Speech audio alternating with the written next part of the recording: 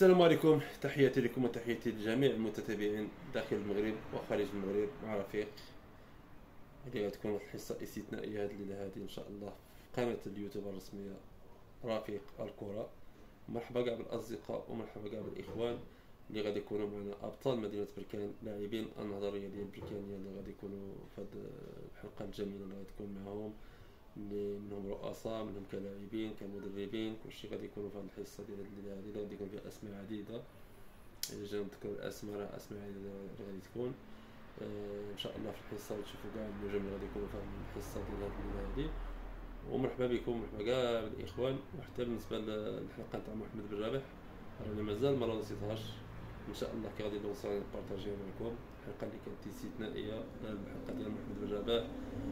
عندي بزاف ديال الحلقات اللي مازال ما لونسيتهمش، غيتلونساو ان شاء الله في هذا اليومين غادي يتلونساو. وبطبيعه الحال كي غادي نلونسي غادي تشاركوا معايا الاجواء، وفيها لاعبين قدماء النظريه ديال البركانيه، فيها بزاف بزاف بزاف نحرقوا المراحل. غادي يكون معنا واحد البث مباشر، واحد البث اللي غنديروه وغادي نفوتوا هذه الحلقه كامله وتشوفوها معنا ان شاء الله كامله نبارطاجيها معكم.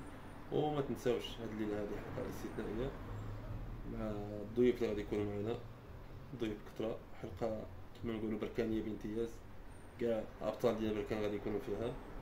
ومرحبا بكم ومرحبا كاع بالاخوان اللي غادي يكونوا معنا في هذا البث المباشر.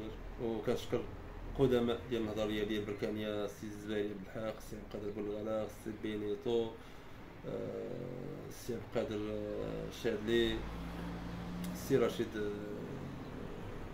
الفضيل. اسماء عديده، اسماء عديده من كاع الاخوان اللاعبين القدماء ديال النهضه البركانيه. كنشكر جميع اللاعبين كنشكرهم.